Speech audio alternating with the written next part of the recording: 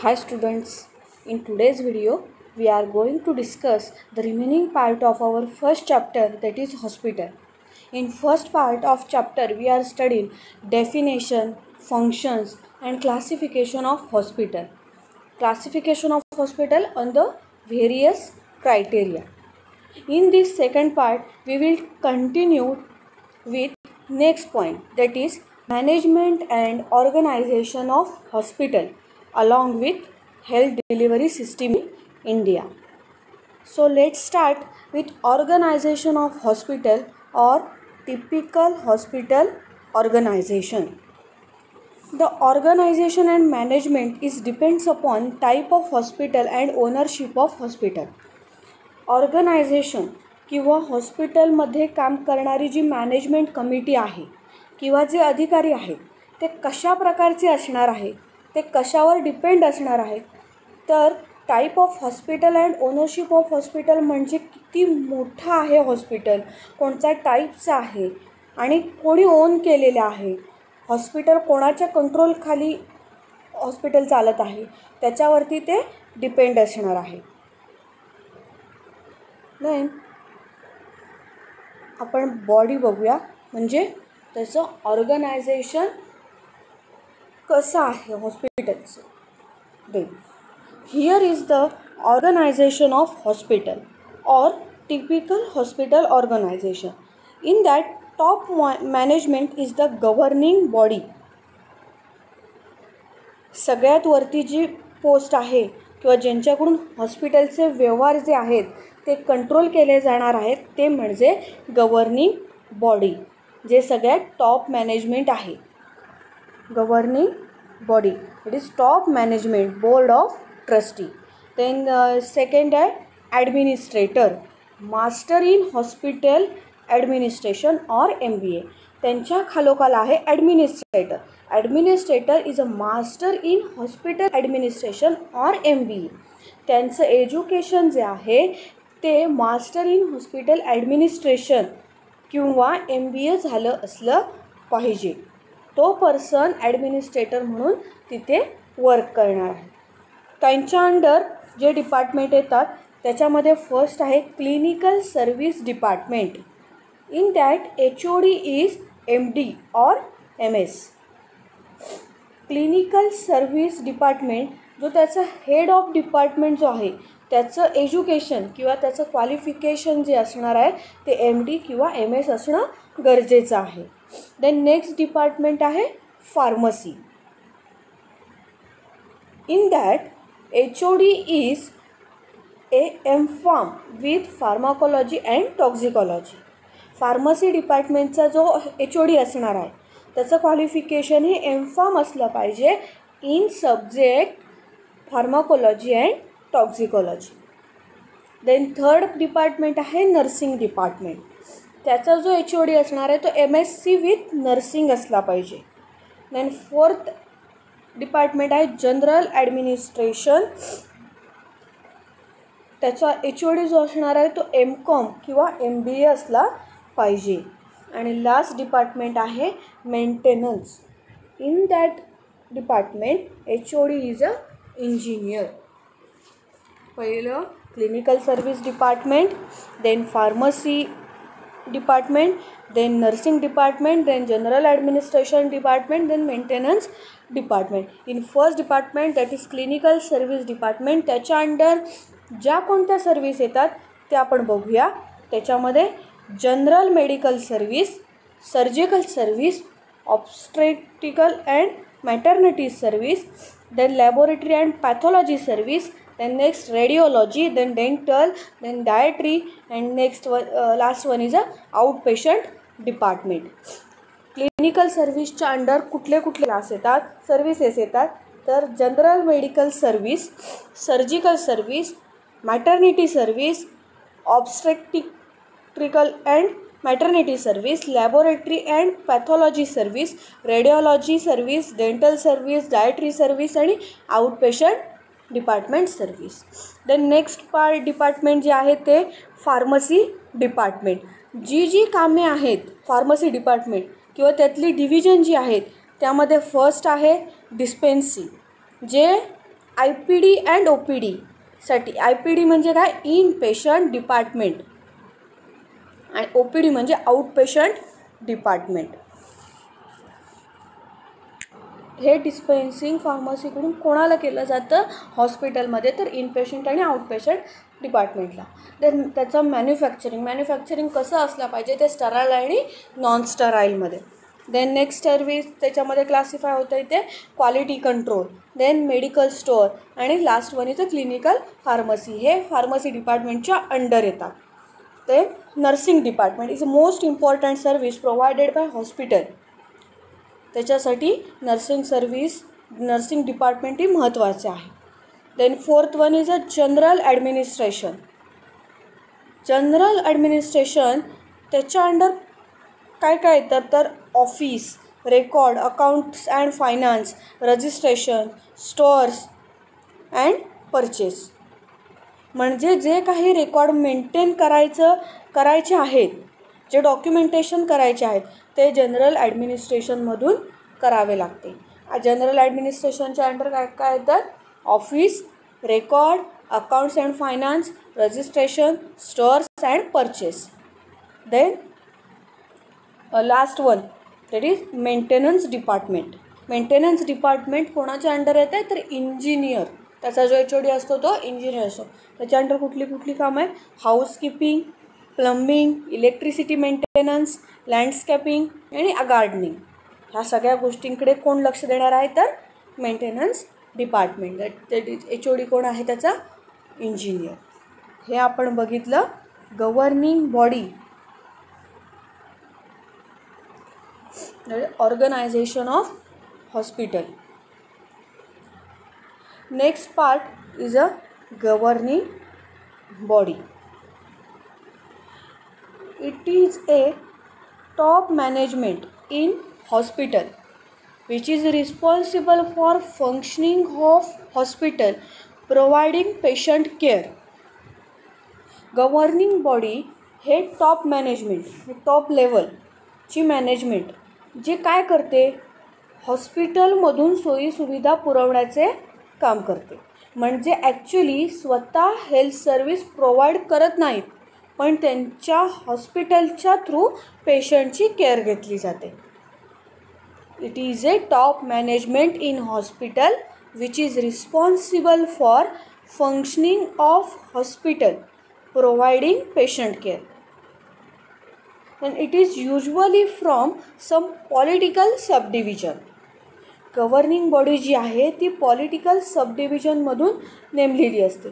ते हॉस्पिटलच्या ओनरशिपवरती डिपेंड असतं की कोणत्या टाईपचं हॉस्पिटल, त्याच्यानुसार गव्हर्निंग बॉडी ठरत असते. It is usually from some political subdivision. Governing body म्हणजे काय आहे, तर गव्हर्निंग बॉडी हे टॉप मॅनेजमेंट म्हणजे टॉप लेवलची मॅनेजमेंट आहे, जे काय करते, हॉस्पिटलमधून सोयीसुविधा पुरवण्याचं काम करते. म्हणजे ॲक्च्युली स्वतः हेल्थ सर्विस प्रोव्हाइड करत नाही, पण त्यांच्या हॉस्पिटलच्या थ्रू पेशंटची केअर घेतली जाते. आणि गव्हर्निंग बॉडी जी आहे ती पॉलिटिकल सबडिव्हिजनमधून नेमलेली असते. ते हॉस्पिटलच्या ओनरशिपवरती डिपेंड असतं की कोणत्या टाईपचं हॉस्पिटल, त्याच्यानुसार गव्हर्निंग बॉडी ठरवत असते. Then functions of governing body. First, to determine the policies of the institution within the context of community needs. म्हणजे हॉस्पिटलच्या पॉलिसीज काय आहेत त्या ठरवणं आणि त्याच्यानुसार काम चालतं आहे की नाही हे बघणं, हे गव्हर्निंग बॉडीचं मेन फंक्शन आहे. To determine the policies of the institution within the context of community needs.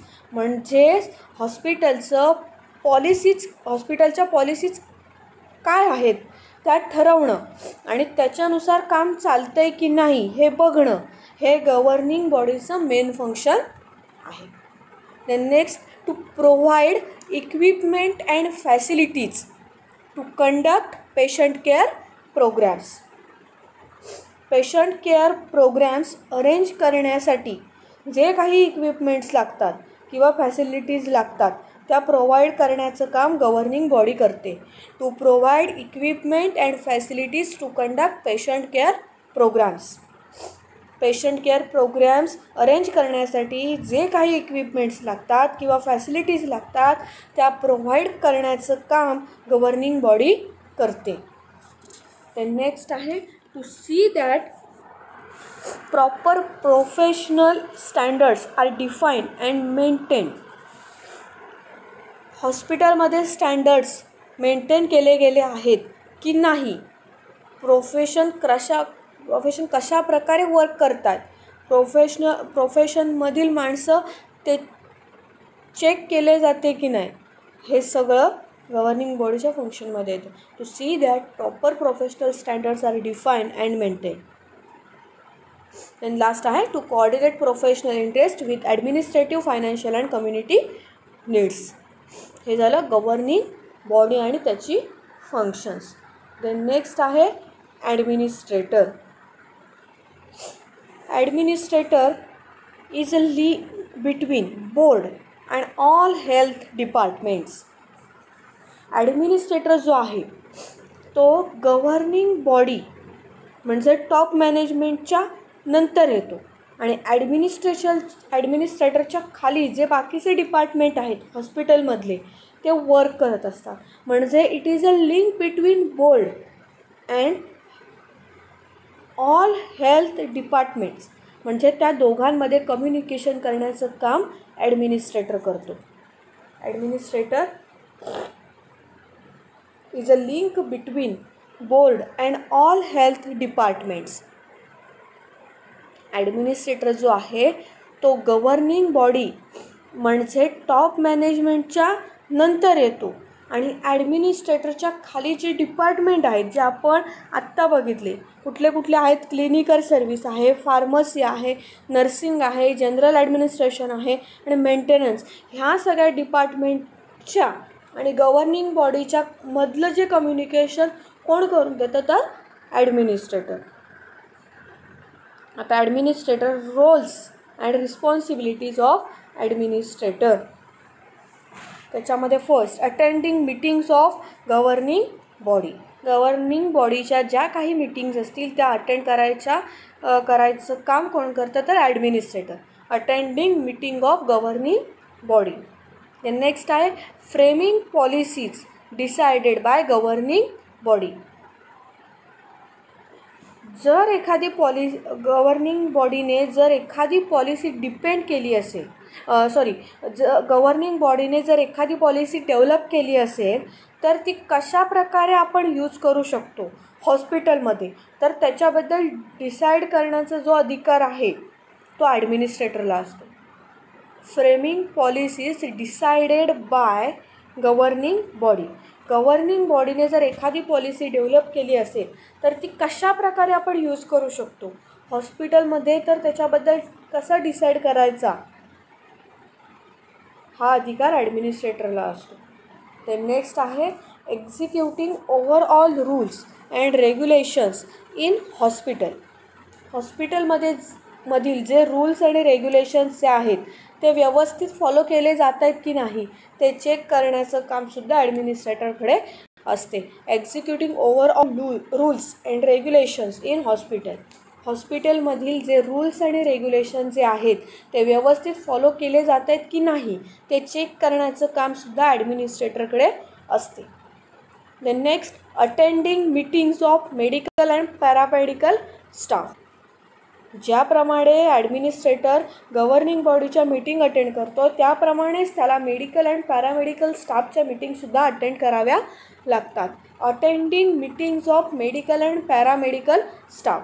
ज्याप्रमाणे ॲडमिनिस्ट्रेटर गव्हर्निंग बॉडीच्या मीटिंग अटेंड करतो आहे त्याप्रमाणेच त्याला मेडिकल आणि पॅरामेडिकल स्टाफच्या मीटिंगसुद्धा अटेंड कराव्या लागतात. Next in charge of admission and discharge of patient. एखाद्या पेशंटला ॲडमिट करून घेताना किंवा त्याला डिस्चार्ज देताना त्यावेळी सगळ्या गोष्टींचं रेकॉर्ड ठेवणं आणि त्यावरती प्रॉपर कंट्रोल ठेवणं हे सुद्धा त्याचंच काम असते. In charge of admission and discharge of patient. एखाद्या पेशंटला ॲडमिट करून घेताना किंवा त्याला डिस्चार्ज देताना त्यावेळी सगळ्या गोष्टींचं रेकॉर्ड ठेवणं आणि त्यावरती प्रॉपर कंट्रोल ठेवणं हे सुद्धा त्याचंच काम असते. The next one, arrange training programme for interns and nurses and doctors etcetera. Interns, nurses and doctors जे आहेत त्यांच्या सगळ्यासाठी ट्रेनिंग प्रोग्राम अरेंज करण्याचं कामसुद्धा ॲडमिनिस्ट्रेटरचं आहे. Arrange training programme for interns, nurses and doctors etcetera. Next आहे supporting services in hospital. Supporting services in hospital म्हणजे डिसीजवरती ट्रीटमेंट प्रोव्हाइड करतानाच अजून कोणत्या सर्व्हिस हॉस्पिटलमधून प्रोव्हाइड केल्या जातात ते आपण ह्याच्यामध्ये बघायचे आहे. सो फर्स्ट आहे anaesthesia service. Anaesthesia service, anaesthesia म्हणजे काय तर भूल देणे. ज्यावेळी एखादी मोठी सर्जरी करायची असते किंवा कटिंग करायची असते, सीझरच्या वेळेला किंवा इंजुरी झाली असेल त्यावेळी पेन कमी व्हावं म्हणून अनेस्थेशिया दिला जातो. आणि तो अनेस्थेशिया देण्याची जी सर्व्हिस आहे ती हॉस्पिटलकडून प्रोव्हाइड केली जाते. This service is provided by anaesthesiologist and qualified nurse anaesthetist. Anaesthesia service, anaesthesia म्हणजे काय तर भूल देणे. ज्यावेळी एखादी मोठी सर्जरी करायची असते किंवा कटिंग करायचे असते त्यावेळी पेन कमी व्हावं म्हणून अनेस्थेशिया दिला जातो. आणि तो अनेस्थेशिया देण्याची जी सर्व्हिस आहे ती हॉस्पिटलकडून प्रोव्हाइड केली जाते. This service is provided by anaesthesiologist आणि qualified nurses anaesthetist. The next service provided by hospital, that is blood bank. Most hospitals have blood bank as a blood is frequently required. कोणत्याही सर्जरीमध्ये असेल किंवा accidental केसेसमध्ये असेल किंवा काही डिसीजमध्ये blood supply करणे गरजेचे असते. त्यामुळे लगेच अवेलेबल ब्लड व्हावं म्हणून हॉस्पिटलमध्येच ब्लड बँक कार्यरत असते. Most hospitals have blood bank as blood is frequently required. कोणत्याही सर्जरीमध्ये असेल किंवा ॲक्सिडेंटल केसेसमध्ये असेल किंवा काही डिसीजमध्ये ब्लड सप्लाय करणे गरजेचे असते. त्यामुळे लगेच अवेलेबल ब्लड व्हावं म्हणून हॉस्पिटलमध्येच ब्लड बँक असते. Then the blood supply service is under supervision of licensed physician. Blood बँकची जी आहे ती चालवण्यासाठी तिथे लायसन्स्ड पर्सन लागतो. त्याच्या सुपरविजन खालीच ब्लड बँकचं काम चालू असतं. The blood supply service is under supervision of licensed physician. Blood bank जी आहे ती चालवण्यासाठी तिथे लायसन्स पर्सन लागतो. त्याच्या सुपरविजनखालीच ब्लड बँक चालू असते. Then next service provided by hospital, that is central sterile supply. This service provide all required supplies in sterile form such as needles, linens and other surgical supplies. एखाद्या हॉस्पिटलमधील, वॉर्डमधील किंवा operation थिएटरमध्ये ज्या ज्या गोष्टी लागत असतात जसं की needle, linens and other surgical supplies असतील त्या सगळ्या स्टराईल फॉर्ममध्ये असणं गरजेचं असते. आणि जे स्टराईल करून देण्याचं काम करते ते म्हणजे central sterile supply. This service provide all required supplies in sterile form such as needles, linens and other surgical supplies. म्हणजे काय तर एखाद्या हॉस्पिटलमधील वॉर्डमधील किंवा ऑपरेशन थिएटरमधील ज्या ज्या गोष्टी लागत असतात जसं की needle, linens and other surgical supplies असतील त्या सगळ्या स्टराईल फॉर्ममध्ये असणं गरजेचं आहे. आणि जे स्टराईल करून देण्याचं काम करते ते म्हणजे central sterile supply. The next service, that is dietary service. Dietitian is a head of this department. ह्या डिपार्टमेंटचा जो हेड असणार आहे तो डायटेशियन असला पाहिजे. Dietitian is head of the department of this department. डिपार्टमेंटचा जो हेड असणार आहे तो डायटेशियन असला पाहिजे. Then he or she records dietary history of patients in case of food poisoning, diabetes और कॅन्सर.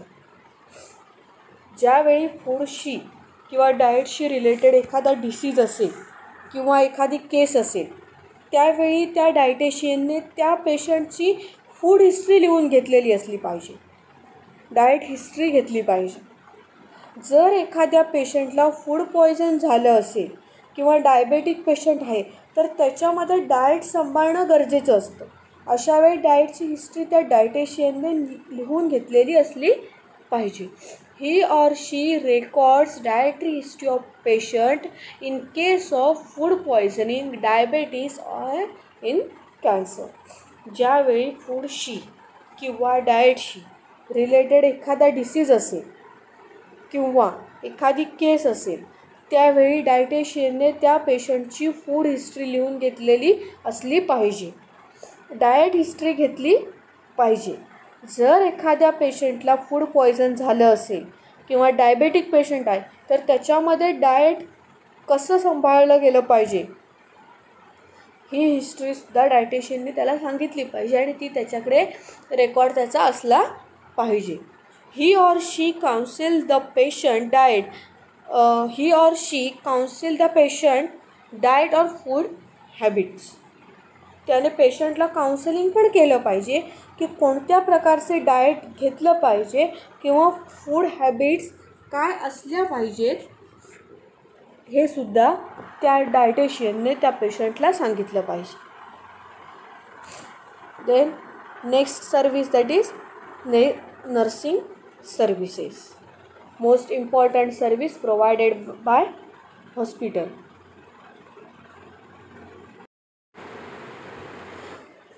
फर्स्ट आपण बघणार आहोत that is nursing is the vital prime need of the health care system. Hospital म्हटल्यानंतर सगळ्यात पहिल्यांदा physician आपल्या डोळ्यासमोर येतात, तसेच नर्सेस पण येतात कारण पेशंटची जी जास्तीत जास्त केअर आहे ती नर्सेसकडून घेतली जाते. Most important service provided by hospital it is nursing service. Nursing is the vital prime need of health care system.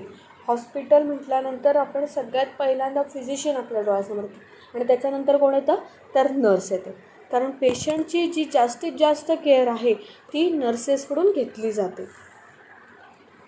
The primary aim of the nursing service is to provide nursing care to patients.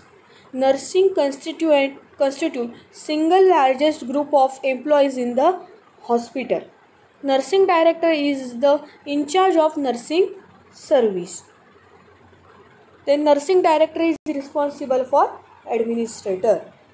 Nursing director जे आहेत म्हणजेच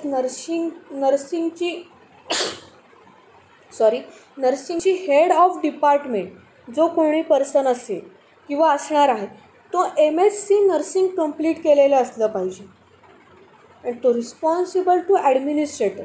जे काही nursing डिपार्टमेंटमध्ये होणार आहे त्या गोष्टींची माहिती ॲडमिनिस्ट्रेटरला देण्यासाठी नर्सिंग डिपार्टमेंटच्या हेडची जबाबदारी असते. Nursing director is the in charge of nursing service but nursing director is responsible to administrator. Nursing director जे आहेत म्हणजे नर्सिंगची हेड ऑफ डिपार्टमेंट जो कोणी पर्सन असेल किंवा असणार आहे तो MSc नर्सिंग कंप्लीट केलेले असले पाहिजे आणि रिस्पॉन्सिबल टू ॲडमिनिस्ट्रेटर जे काही नर्सिंग डिपार्टमेंटमध्ये होणार आहे त्या गोष्टींची माहिती ॲडमिनिस्ट्रेटरला देण्यासाठी नर्सिंग डिपार्टमेंटच्या हेडची जबाबदारी असते. Then nursing department consist of nursing units such as operating room, recovery room, labor room, central supplies room, etc. ह्या सगळ्या ज्या रूम आहेत रूममध्ये नर्सिंग डिपार्टमेंटची जास्तीत जास्त गरज असते. Each area has an in charge called head nurse. आता हे सगळे जे ऑपरेटिंग रूम आपण बघितले, operating room, recovery room, labour room, central supplies room, ह्या सगळ्या रूमसाठी प्रत्येक रूममध्ये एक एक इन्चार्ज नर्स असते आणि त्याला हेड नर्स असं म्हटलं जातं. Nursing department consist of nursing units such as operating room, recovery room, labor room, central supplies room, etc. Each area has a in charge called head nurse. ह्या सगळ्या रूममध्ये nursing डिपार्टमेंटची जास्तीत जास्त गरज असते. आता हे सगळे रूम जे आहेत ह्या सगळ्या रूमसाठी प्रत्येक रूममध्ये एक एक इन्चार्ज नर्स असते आणि त्याला हेड नर्स असं म्हटलं जातं. Then roles of nurse in the hospital. हॉस्पिटलमध्ये नर्सेसचे जे जे काही रूल आहेत ते आपण आता बघणार आहोत. Nursing department gives general assistance to out patients, inpatient areas and wards. म्हणजे आउट पेशंट एरिया असेल किंवा इनपेशंट एरिया असेल तिथल्या पेशंटची काळजी घेण्याचं मेन काम आहे ते कोण करत असतं, तर नर्स करत असते. Nursing department give general assistance to out patients, in patients area and wards. It gives assistance to the labour wards and operation theatre. Labour वॉर्डमध्ये किंवा ऑपरेशन थिएटरमध्ये जेव्हा फिजिशियन काम करत असतात तेव्हा त्यांना असिस्ट करण्याचं काम नर्सेस करतात. It gives assistance to the labour wards and operation theatre. Labour वॉर्डमध्ये किंवा ऑपरेशन थिएटरमध्ये जेव्हा फिजिशियन काम करत असतात तेव्हा त्यांना असिस्ट करण्याचं काम नर्सेस करतात. It is the integral part of the hospital which keeps coordination with all other departments of the hospital. Nurses ज्या आहेत ज्या हॉस्पिटलमधल्या सगळ्या डिपार्टमेंटमध्ये कोऑर्डिनेशन ठेवण्याचं काम करत असतात. It is the integral part of the hospital which keeps coordination with all other departments of the hospital. Nurses ज्या आहेत त्या हॉस्पिटलमधल्या सगळ्या डिपार्टमेंटमध्ये कोऑर्डिनेशन ठेवण्याचं काम करत असतात. Maintaining nursing records and record of quality of service given to the patient. सगळे जे रेकॉर्ड आहेत पेशंटचे ते मेंटेन करण्याचं कामसुद्धा नर्सेस करतात. Maintaining nursing records and record of quality of service given to the patient. Record आहेत जे सगळे पेशंट आहेत ते मेंटेन करण्याचं कामसुद्धा नर्सेस करतात. देन नेक्स्ट आहे medical record services.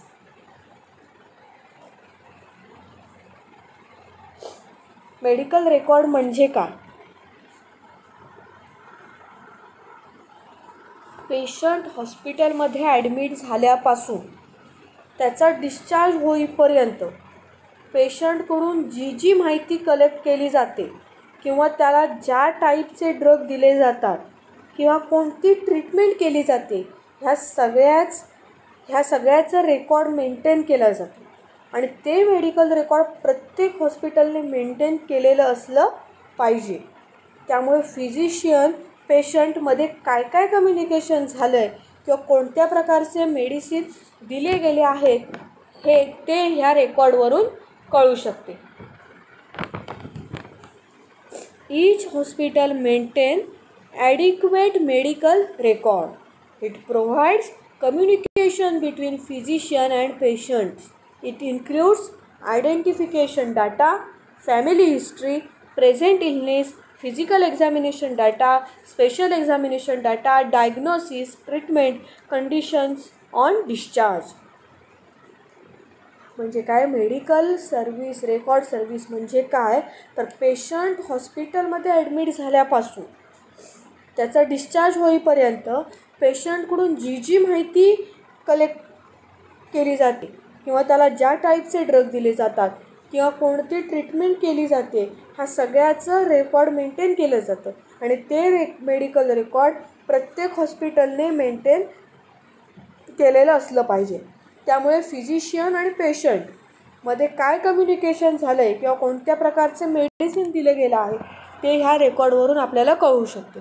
The record includes identification data, family history, present illness, physical examination data, special examination data, diagnosis, treatment and condition on discharge. त्याच्यामध्ये फॅमिली हिस्ट्री असावी लागते, कारण फॅमिलीमध्ये कोणता डिसीज होता का, ते प्रेझेंट इलनेसमध्ये सध्या काय आजार आहे हे ते सगळं सांगावं लागतं. देन स्पेशल एक्झामिनेशन डाटा म्हणजे काय, स्पेशल लॅबोरेटरी टेस्ट केल्या असेल तर त्याची माहितीसुद्धा द्यावी लागते. आणि डिस्चार्जच्या वेळी पेशंटची काय कंडिशन आहे हे ह्या सगळ्याचं रिपोर्टला मेडिकल रेकॉर्डमध्ये ठेवावा लागतो. ही झाली medical record service. Then next one service कुठली आहे, pathology. The head of department is MD in pathology. This service analyze samples such as urine, blood, sputum, stools, etc. for abnormal constituents. Pathology म्हणजे काय, असं department आहे जिथे samples collect केले जातात पेशंट्सकडून आणि त्यांचं ॲनालिसिस केलं जातं आणि त्याच्यामध्ये ॲबनॉर्मॅलिटी कन्स्टिट्युएंट्स किती आहेत, नॉर्मल कन्स्टिट्युएंट्स कोणते आहेत आणि त्याची व्हॅल्यू टोटल बॉडीमध्ये किती आहे हे फाइंड आउट केलं जातं. त्याच्यामध्ये युरिन सॅम्पल, बॉडी सॅम्पल असेल, स्टूल सॅम्पल असेल, स्पुटम सॅम्पल असेल एक्सेट्रा, ते ह्या आपण पॅथॉलॉजी सर्व्हिसकडून पेशंटला दिली जाते. पॅथॉलॉजी म्हणजे काय तर असं डिपार्टमेंट जिथे सॅम्पल कलेक्ट केले जातात पेशंटकडून आणि त्याचं ॲनालिसिस केलं जातं आणि त्याच्यामध्ये ॲबनॉर्मॅलिटी कन्स्टिट्युएंट्स किती आहेत, नॉर्मल कन्स्टिट्युएंट्स किती आहेत आणि त्याची व्हॅल्यू टोटल बॉडीमध्ये किती आहे हे फाइंड आउट केलं जातं. कशातून तर urine sample, blood sample, sputum sample, stool sample आणि त्यांना रिपोर्ट दिला जातो. ती पॅथॉलॉजी सर्व्हिस आणि त्याचा डिपार्टमेंटचा जो हेड असणार आहे तो MD in पॅथॉलॉजी असला पाहिजे. Then radiology. Radiologist, that is MD in radiology, is head of department. The department is necessary for diagnostic and therapeutic purpose. The department is necessary for diagnostic and therapeutic purpose. रेडिओलॉजीमधून diagnosis केलं जातं, mostly कोणता disease झाला आहे आणि therapeutic पर्पजसाठी ही department use केलं जातं. रेडिओलॉजीमधून काय डायग्नोसिस केलं जातं तर मोस्टली कोणता डिसीज झाला आहे आणि थेराप्युटिक पर्पजसाठी ही डिपार्टमेंट यूज केलं जातं. The department is necessary for diagnostic and therapeutic purpose. ह्या झाल्या हॉस्पिटलमधल्या सर्व्हिसेस. कुठल्या कुठल्या आपण बघितल्या,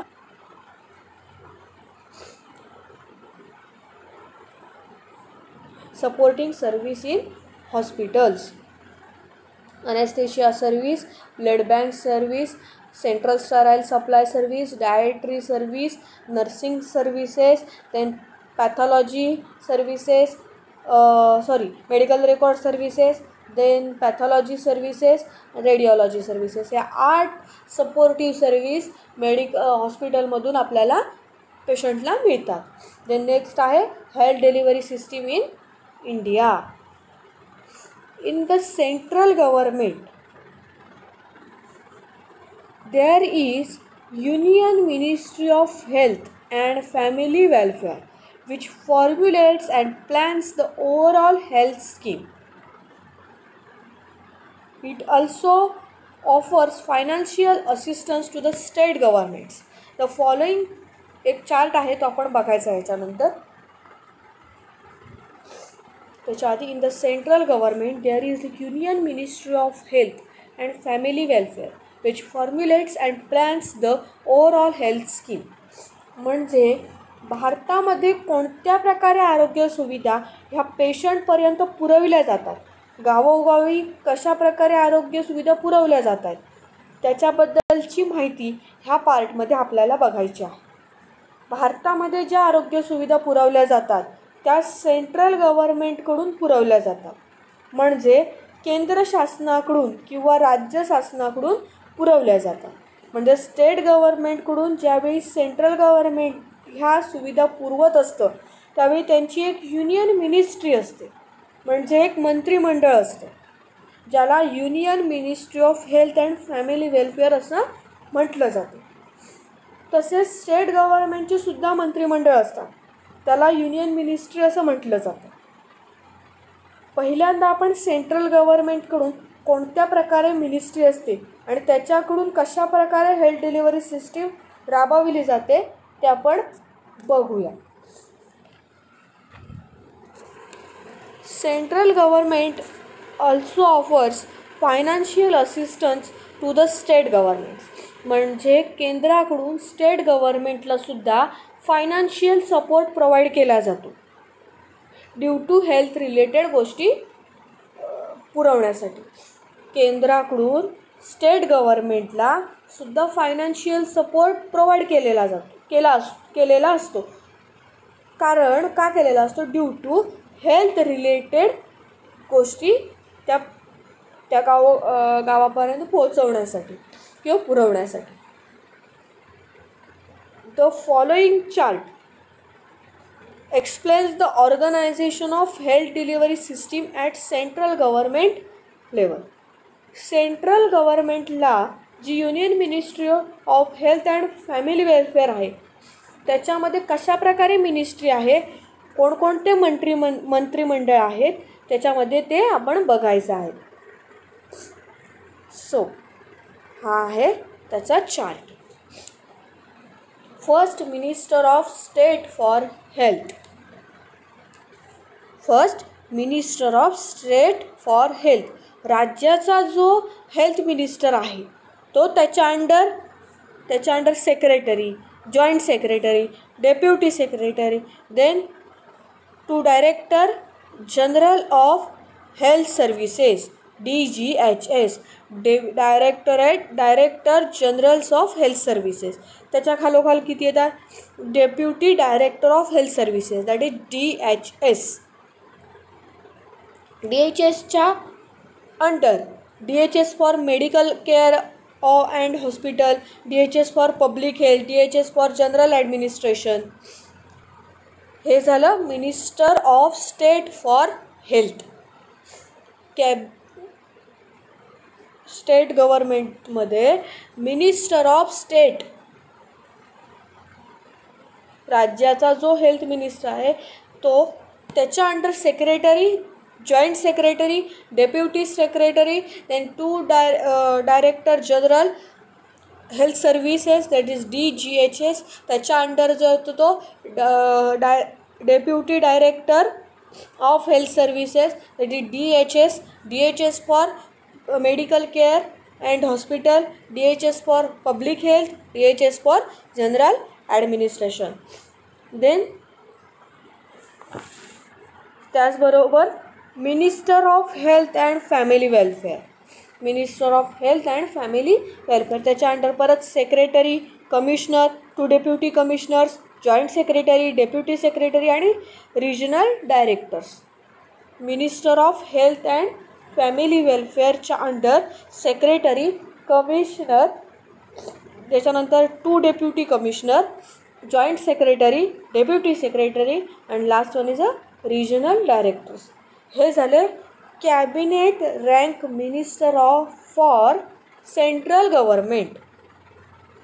हे झाले cabinet rank minister for central government. हे सेंट्रल गव्हर्नमेंटसाठी झालं. देन आपण नेक्स्ट बघूया state government. In the state government there is ministry of health which formulates and plans the overall health scheme in state. म्हणजे राज्यात ज्या काही आरोग्यविषयक सोयीसुविधा ज्या हेल्थ स्कीम्स प्रोव्हाइड करायच्या असतील त्यासाठी राज्य शासनाची मिनिस्ट्री ऑफ हेल्थ हे जे मंत्रिमंडळ आहे त्यांच्याकडून सगळ्या सोयीसुविधा पुरवल्या जातात आणि त्या मग प्रोव्हाइड केल्या जातात. In the state government, there is Ministry of Health which formulates and plans the overall health schemes in state. म्हणजे राज्यात ज्या काही आरोग्यविषयक सोयीसुविधा ज्या हेल्थ स्कीम्स प्रोव्हाइड करायच्या असतील त्यासाठी राज्य शासनाची मिनिस्ट्री ऑफ हेल्थ हे जे मंत्रिमंडळ आहे त्यांच्याकडून सगळ्या सोयीसुविधा ठरवल्या जातात आणि त्या मग प्रोव्हाइड केल्या जातात. The following chart explains the organization of health delivery system at state government level. State government लेवलचा जो चार्ट आहे तो आपण आता बघणार आहोत. त्याच्यामध्ये आहे organisation structure of health delivery system at state level. आपण मगाशी बघितलेला जो आहे तो सेंट्रल गव्हर्नमेंटचा होता, आता हा स्टेट गव्हर्नमेंटचा. त्याच्यामध्ये minister of state for health, minister of state for health, त्याच्या अंडर डेप्युटी मिनिस्ट्री, देन त्याच्या under secretary, then deputy secretary, then director of health services, then deputy director of health services, then additional deputy director of health services, additional deputy director of health services for medical education, for health education, for nursing, for welfare, for nutrition, for PHC that is primary health centre आणि for school health. ही झाली state गव्हर्नमेंटची ministry. त्याच्यामध्ये minister of state for health, त्याच्या under deputy minister, त्याच्या under secretary, त्याच्या under deputy secretary, then director of health service, then deputy director of health services, and then next one is additional deputy director of health services that is ADHS. आणि ADHSच्या under कुठले कुठले येतात तर medical education, health education, nursing, family welfare, nutrition, primary health centre that is PHC आणि school health. ही झाली state गव्हर्नमेंटची. A chief medical officer that is CMO is appointed for each district and responsible for any health problem in that district. CMO म्हणजे chief medical officer appoint केलेला असतो प्रत्येक जिल्ह्यासाठी, आणि त्या जिल्ह्यामध्ये जर काही प्रॉब्लेम्स असतील हेल्थ रिलेटेड तर त्या सगळ्यासाठी तो CMO रिस्पॉन्सिबल असतो, किंवा त्या सगळ्याची जबाबदारी ही आहे ती त्या CMOकडे असते. CMO म्हणजे चीफ मेडिकल ऑफिसर. तो is appointed for each district and responsible for any health problem in the district. CMO that is chief medical officer appoint केलेले असतात प्रत्येक जिल्ह्यासाठी, आणि त्या जिल्ह्यामध्ये जर काही प्रॉब्लेम असतील तर त्या सगळ्यांसाठी ते जबाबदार असतात किंवा रिस्पॉन्सिबल त्यांना धरलं जातं. Then sometimes state government appoint separate officer as a district health officer, that is DHO, that is district health officer. काही वेळा प्रत्येक जिल्ह्यासाठी सेपरेट ऑफिसर नेमला जातो जो की डिस्ट्रिक्ट हेल्थ ऑफिसर म्हणून ओळखला जातो. DHO is responsible for supervision of health services in primary health centres, town hospitals and city hospital. DHO is responsible for supervision of health services. DHO जो आहे तरी काय काम करायचं आहे तर हेल्थ सर्व्हिस ज्या आहेत प्रायमरी हेल्थ सेंटर्समधल्या म्हणजेच PHCमधल्या किंवा सिटी हॉस्पिटल किंवा टाउन हॉस्पिटल इथून कोणत्या प्रकारच्या सोयीसुविधा पुरवल्या जातात, तिथल्या हेल्थ सर्व्हिस कशा आहेत ह्याच्याबद्दलची नोंदणी करायची आहे किंवा पाहणी करायची असते, आणि तिथे जर काही प्रॉब्लेम असेल तर त्याने स्टेट गव्हर्नमेंटकडे वरती कळवायचे असते, आणि त्या सगळ्या गोष्टींसाठी त्या DHOला जबाबदार धरलं जातं. आपण काय काय बघितलं आज तर पहिलं आपण बघितलं आहे organisation of hospital. Organisation of हॉस्पिटलमध्ये आपण पहिलं बघितलं गव्हर्निंग बॉडी. गव्हर्निंग बॉडीच्या अंडर काय येतं ॲडमिनिस्ट्रेटर, त्याच्यामध्ये ॲडमिनिस्ट्रेटरच्या under clinical service, pharmacy service, nursing department, general administration आणि मेंटेनन्स डिपार्टमेंट. देन त्याची फंक्शन्स बघितली गव्हर्निंग बॉडीची. देन ॲडमिनिस्ट्रेटरचं रिस्पॉन्सिबिलिटीज बघितल्या. देन सपोर्टिंग सर्व्हिस हॉस्पिटलमधून कुठल्या कुठल्या मिळतात तर anaesthesia service, blood bank, then central sterile supply, then next आहे ते dietary service, then nursing service, त्या नर्सिंग डिपार्टमेंटचे रोल काय काय आहेत हॉस्पिटलमध्ये ते बघितले. देन मेडिकल रेकॉर्ड सर्व्हिस काय काय आहे हॉस्पिटलमध्ये ती बघितली. देन पॅथॉलॉजी आणि रेडिओलॉजीची सिस्टीम डिपार्टमेंट सर्व्हिस कशी आहे ते बघितलं. त्याच्यानंतर आपण लास्ट पार्ट बघितला तर health delivery system in India. It is important part for exam point of view. आपल्याला विचारला गेला होता प्रश्न, तो मी जो क्वेश्चन आणि आन्सर दोन्ही पण तुम्हाला दिलं आहे, पण इन डिटेलमध्ये आपण वरती बघितलं आहे, त्याच्यामुळे फक्त मी थोडंसं शॉर्टमध्ये तुम्हाला दिलं आहे. ही असाइनमेंट पण तुम्ही कंप्लीट करायची आहे. परवा म्हणजे पार्ट फर्स्टमध्ये आपण जेव्हा डेफिनेशन फंक्शन्स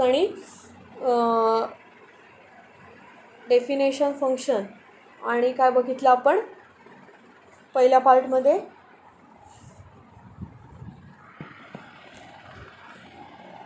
काय बघितलं आठवतंय का? डेफिनेशन, फंक्शन्स आणि क्लासिफिकेशन आपण फर्स्ट पार्टमध्ये बघितलं. त्याच्यामध्ये मी तुम्हाला क्लासिफिकेशन संपल्यानंतर क्वेश्चन्सचे आन्सर दोन्ही पण दिले आहेत. ते पण तुम्ही नोटबुकमध्ये लिहून काढायचं आहे. हा क्वेश्चनसुद्धा नोटबुकमध्ये लिहून काढायचा आहे. हे इम्पॉर्टंट क्वेश्चन्स आहेत, तुम्हाला एक्झाममध्ये विचारलेले आहेत आणि तेच क्वेश्चन मी तुम्हाला मोस्टली सगळे दिलेले आहेत आन्सर सहित. देन आपण हा क्वेश्चन काय आहे, explain health delivery system in India at central government level.